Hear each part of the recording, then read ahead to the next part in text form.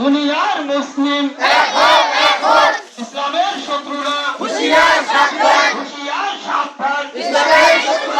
Boycott boycott boycott boycott দুনিয়ার মুসলিম লিল্লাহি তাকবীর।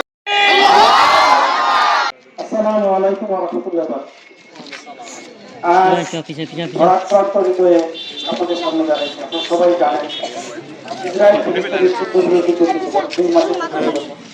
ইসরায়েল একতরফাভাবে যুদ্ধবিরতির নীতি ভঙ্গ করে আন্তর্জাতিক যে আইন কানুন কোনো কিছু তোয়াক্কা না করে ফিলিস্তিনের উপরে ফজরের সময় আক্রমণ চালায়।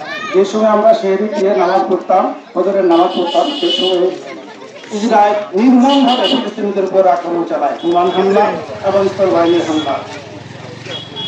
এই হামলার কারণে ওই দিনই প্রায় 450 লোক মারা যায় এবং তারা আন্তর্জাতিক কোনো আইন না মেনে এখনো আক্রমণ চালাচ্ছে ফিলিস্তিনের উপর। আমরা যদি ফিলিস্তিনে গিয়ে যুদ্ধ করার সামর্থ্য থাকতো তাহলে হয়তো আমরা সেটাই করতাম। যেহেতু আমাদের সেই সামর্থ্য নাই, আমরা ফিলিস্তিনে গিয়ে যুদ্ধ করতে পারবো না। ফিলিস্তিনের পক্ষে মুসলিম হিসাবে যেহেতু বলা হয়েছে মুসলিম, সারা বিশ্বের মুসলিম ভাই ভাই যদি একটু আঘাত লাগে অন্য কোনো জায়গায় মুসলিম ভাইকে, সেই আঘাতটা আমাদেরকেও লাগছে, কিন্তু আমাদেরকে ভাবতে হবে ফিলিস্তিনের উপর যে বর্বর আক্রমণ চলতেছে তার প্রতিবাদ হিসেবে আমরা সবার আয়োজন করেছি। আমরা যেটা করতে পারি, ইসরায়েলের বহু পণ্য বাংলাদেশে চলে, আমরা যদি সবাই নিজ নিজ দায়িত্বে, যারা ব্যবসায়ী তারা যদি মনে করি যে পণ্য বিক্রি করবো, যেহেতু তার বিকল্প অনেক পণ্য আছে আমাদের দেশি পণ্য, আমরা সেই পণ্যগুলি ব্যবহার করবো। আর যারা ভোক্তা,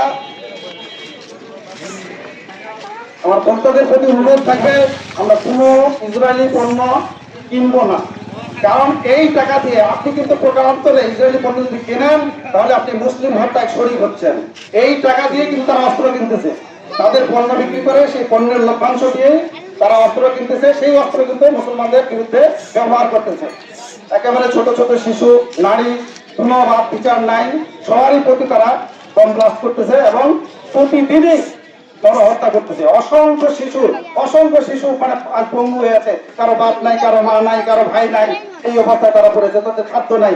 যেই রাস্তা দিয়ে খাদ্য আসবে সেই রাস্তাটাও কিন্তু ইসরায়েলরা দখল করে আছে। তাহলে আমাদের উচিত হবে, আমি সবার প্রতি আহ্বান জানাবো, আজকে আমরা প্রতিজ্ঞা করি আমরা কোনো ইসরায়েলি পণ্য কিনবো না। আপনারা কি আজকে ওয়াদা করবেন আপনারা ইসরায়েলি পণ্য? আমরা আজ থেকে কোনো ইসরায়েলি পণ্য কিনবো না। হ্যাঁ, অনেকের হয়তো জানা নাই কোনগুলা ইসরায়েলি পণ্য। একেবারে সহজ, লিভার বাজারে যত পণ্য সেগুলো হলো ইসরায়েলি পণ্য। ঈদের মার্কেটে মানুষ জুতা কিনবে, জুতা কিনতে গেলে কিন্তু সাধারণত বাটা জুতা কিনে, বাটা কিন্তু ইসরায়েলি পণ্য। আপনি এক জোড়া বাটা কিনলেন, ওখানে 1000 টাকার জুতা কিনলে কিন্তু কমপক্ষে ইসরায়েল এখান থেকে 50 থেকে 100 টাকা লাভ পাবে। সেই টাকা দিয়ে কিন্তু সে অস্ত্র কিনবে আপনার ভাইকে মারার জন্য। তাহলে আমাদেরকে অবশ্যই উচিত, আমাদের ইমানি দায়িত্ব ইসরায়েলি পণ্য বর্জন করা। আমরা কোনো প্রকার ইসরায়েলি পণ্য, তারপরে কোকা কোলা খাওয়া হয় ঈদের সময়, কোকা কোলা, পেপসি, 7 আপ, এগুলি সবই হলো ইসরায়েলি পণ্য। আর এখানে আমরা সংযুক্ত একটা লিস্ট আছে, আর সবারই এখন বিশেষ করে যুব সমাজ যারা, তাদের সবারই অ্যান্ড্রয়েড ফোন আছে, অ্যান্ড্রয়েড ফোনে ঢুকলেই সব পণ্যের লিস্ট পাওয়া যাবে, কোনগুলি ইসরায়েলি পণ্য। লিভার বাংলাদেশের যত পণ্য মানে লাক্স সাবান, ফেয়ার অ্যান্ড লাভলি, এই লিভার বাংলাদেশের যত পণ্য, সানসিল্ক শ্যাম্পু, হ্যাঁ, এগুলো কিন্তু আমরা সবাই বর্জন করবো। আর কোল্ড ড্রিঙ্কসের ভিতরে আছে যেমন পেপসি, 7 আপ, কোকা কোলা, এই পণ্যগুলি হলো ইসরায়েলি পণ্য।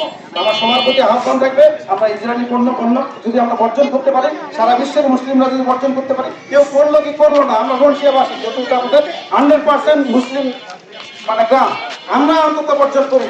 আমরা অন্তত এইটুকু ইমানি দায়িত্ব পালন করি যে আমরা বর্জন করে ফিলিস্তিন থেকে সহযোগিতা করি। আমরা যদি বর্জন করি, এখান থেকে রশিয়া গ্রাম থেকে হয়তো 5000 বা 10,000 টাকা ইসরায়েল পাইতো, সেই টাকা সে অস্ত্র কিনতে পারবে না।